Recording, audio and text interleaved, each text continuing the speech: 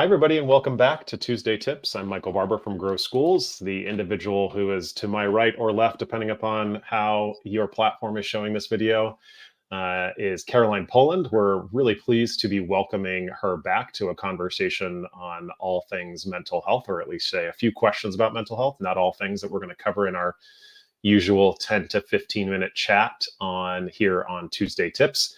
If this is your first time tuning in, welcome. We have quick conversations with experts facing and discussing big challenges that are facing school leaders every Tuesday right here at 10 a.m. Pacific, 1 p.m. Eastern. And it is May. You may see some of these clips in the future, but it's May. And so we're having a conversation that relates to mental health, because if you weren't familiar or didn't know, May is Mental Health Awareness Month. And so we're going to celebrate that moment for our conversation. I also just want to say it is that time in May where we also take a moment to celebrate teachers. It's Teacher Appreciation Week when Caroline and I are having this conversation. So we'll give a big shout out and round of virtual applause for all our teachers out there. We adore you and love you, and it is a thankless profession, but we hope that this conversation on mental health will be illuminating for both school leaders and teachers on how you can make sure you're not only impacting your own mental health and taking care of yourself, but also your students. So without further ado, you're not here to hear from me, you're here to hear from Caroline. And as mentioned, we've done a few webinars with Caroline over the years, and she's done some tremendous learning for our school leaders. And we often get questions as follow-ups to those webinars, and we've had a few. So we asked Caroline to have a chat today. So we're going to start with this question number one for Caroline. What are some practical strategies for promoting a positive and supportive school culture that prioritizes teacher well-being? Yeah, that's a great question. I think it's important to remember that culture is set from the top down, and that includes mental health and well being. So, if our administration can be healthy and set an organizational culture that supports that, that moves to our teachers and it moves to our students.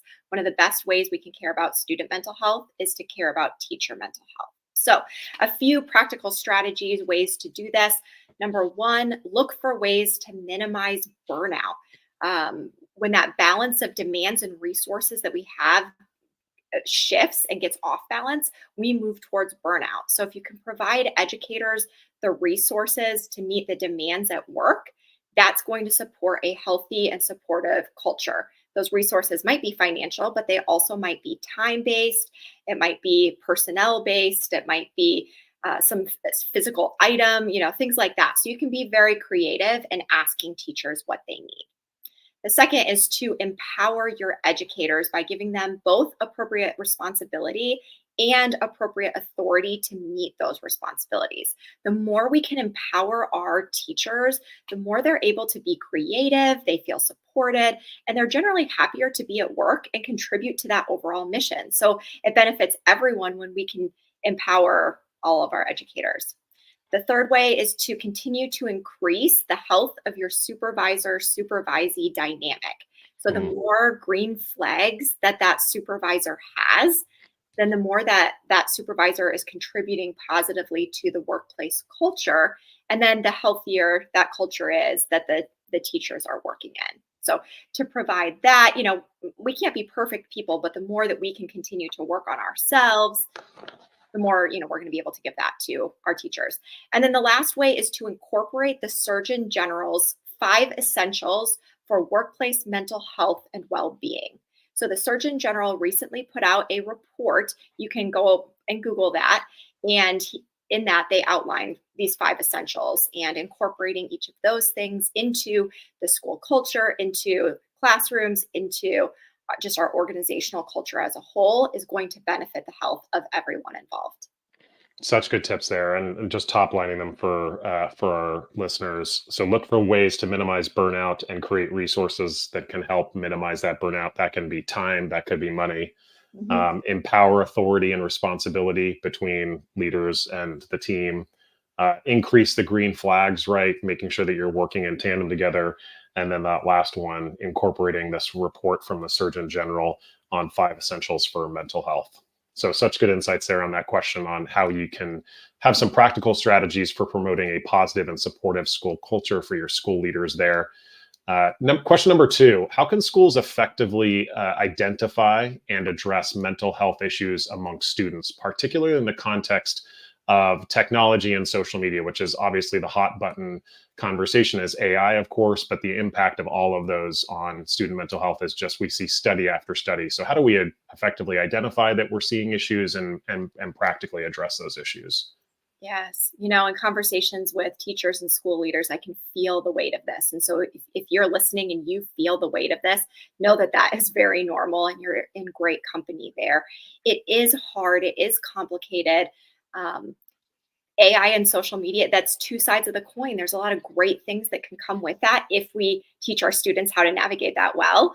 But it's also a breeding ground for things like comparison and seeing other people's highlight reels and heightening loneliness and anxiety and all of that. So, at one level, teaching how to navigate technology in a healthy way and how to set boundaries in a healthy way is really important. We need that as adults, and our students definitely need that as well. So watch for some of those warning signs. Get your kind of top 10 or 15 warning signs that you're going to look for in students, like aggression, anxiety, skin picking, crying more than usual, a change in hyperactivity, some of those, fight, flight, freeze responses, things like that. And then make sure when you notice that to come alongside that student and try to get that student connected as quickly as possible to resources, to school counselors, things like that. Implementing trauma informed care into our classrooms is really important in addressing overall mental health. We don't want to just be reactive to the problems that we're seeing.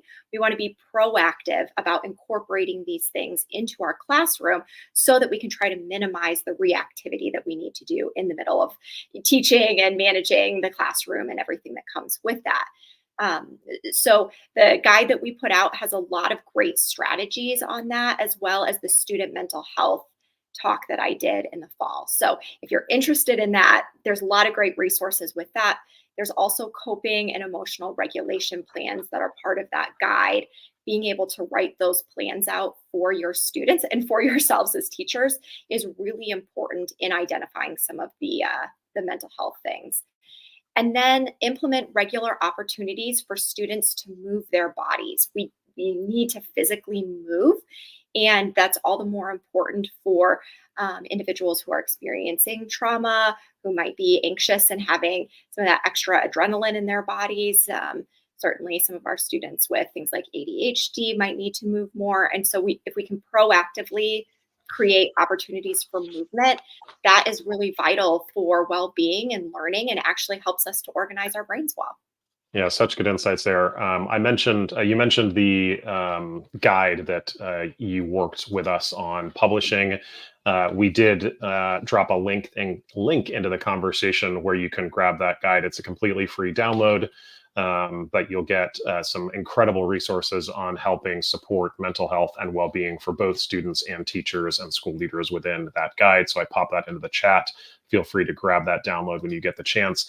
Caroline, I want for a moment to dive into something you just said related to this question around, in the context of AI, technology, social media, and its impact on students and kids. I Mhm.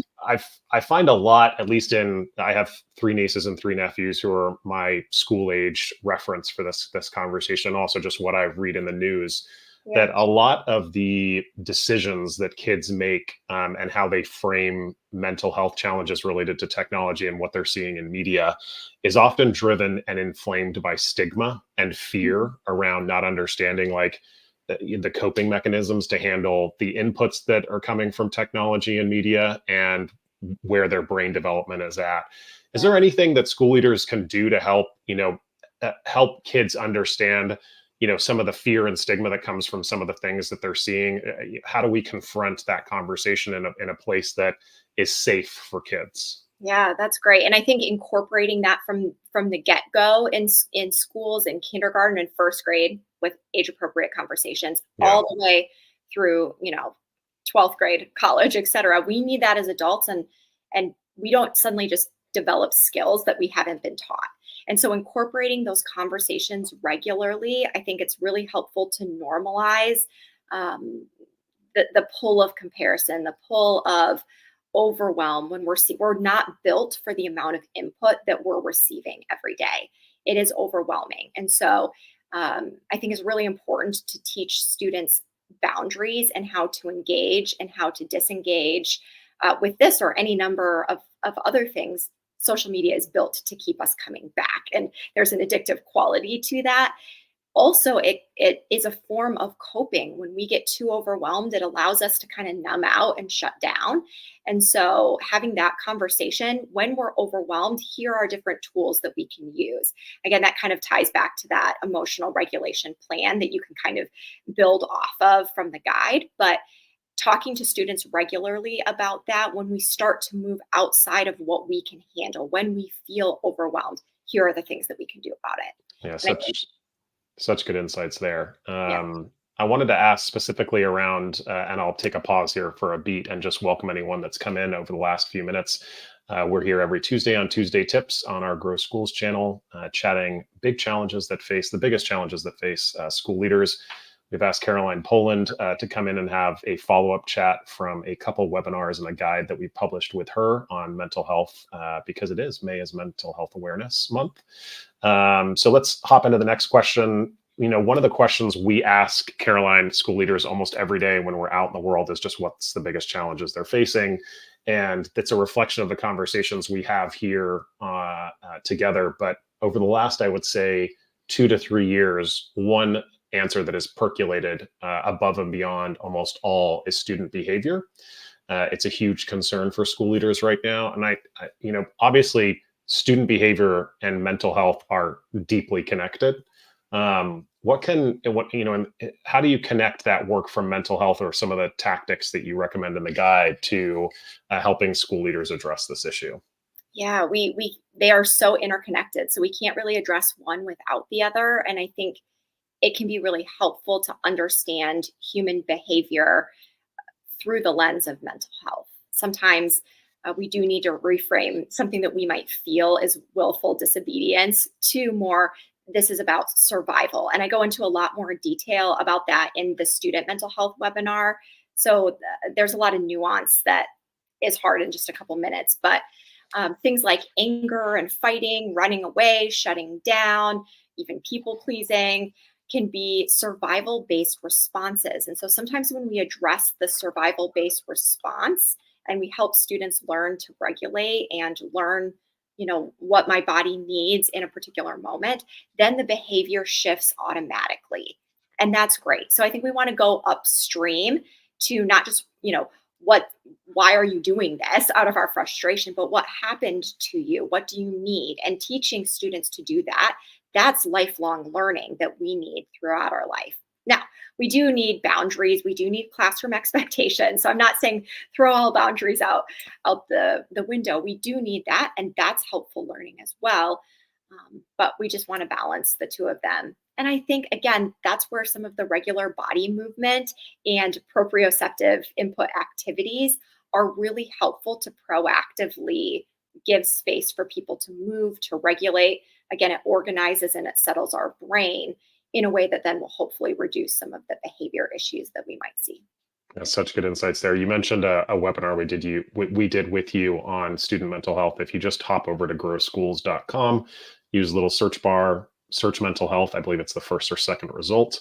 But if you ever have a question for us, you can drop us a comment and we're happy to get you a direct link. But easiest way is to hop onto the website and just search mental health. And you should find some good results there that can augment this conversation, because we're only going to have so much time. And during Tuesday Tips, and it's certainly our 10 to 15-minute focus, number one is running out of time. Number two is there's a lot here to talk about when it comes to mental health. And I don't want to diminish that, but will say at least point people to some more resources that they can dive into.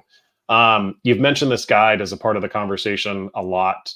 So as if you will, a last question, how can it help school leaders? What's the value in just taking a moment to download that guide? What can they do with it? Yes, I love this guide. I think it has a lot of great information. We worked hard to provide you the best information that we can to provide a foundation for mental health in your classrooms. So 21 pages of great information and resources that you can use. I give an introduction there to trauma in general and the prevalence in schools. and trauma-informed classrooms in general, steps that you can take to very easily begin to implement trauma-informed care. I give great strategies that are very easy to use, that are very quick, so it doesn't take a lot of time away from your lesson plans for emotional regulation. And like I talked about, it includes worksheets and plans that you can fill out for yourselves and for your students. So on a hard day, you can pull that out. You don't have to spend energy thinking. You can just go and do, which I think is really great for teachers' mental health and well-being too.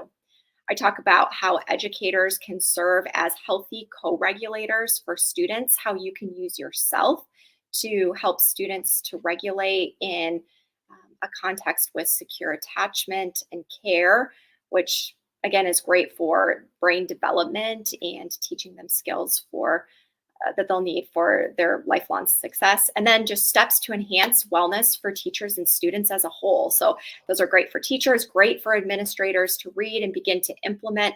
Talk to the people you supervise and check in. How are we doing on each of these things at our school? And what can we do better? What resources do you need? So this can be great to kind of utilize for conversations and supervision and just changing kind of the overall culture and structure of the classroom in the school. Yeah, such a huge amount of value in that guide, and want to say thanks for taking the time to work with us on it. And two, we try and keep these conversations to 10 minutes every Tuesday, but we're at the 16-minute mark, so we'll wrap it up and let people get on with their day. But just want to say a deep thank you for spending just a few minutes talking about what is a thorny, complicated conversation on mental health, but one that we need to be having more often amongst school leaders and our students as well. And the guide and some of the other work we've done together, those webinars are just such an incredible resource for school leaders to dive into. As mentioned, we've dropped a link to that guide in the conversation today. If you have any questions related to it, feel free to drop us a comment or say hello@growschools.com. And we'd be more than happy to get you either connected to Caroline to get your question answered or drop you directly any links or resources that might be helpful for your question. With that, I will give a big thank you to Caroline and say thanks again for joining us here on Tuesday Tips. We're here every Tuesday, 10 a.m. Eastern, 1 p.m. Pacific. Excuse me, I'm getting that reversed. Yeah, I got it right, actually. Oh, no, I said Pacific, both ends of the conversation. 10 a.m. Pacific, 1 p.m. Eastern here on our Grow Schools channel. And if you hit the subscribe button, you'll get alerts every time we go live or get some notifications for watching that content at a later date. So we really appreciate you all spending some time with us today on this Tuesday. We'll be back next week on another topic and challenge that school leaders are facing. Until then, we'll say bye-bye. Take care. Thank you.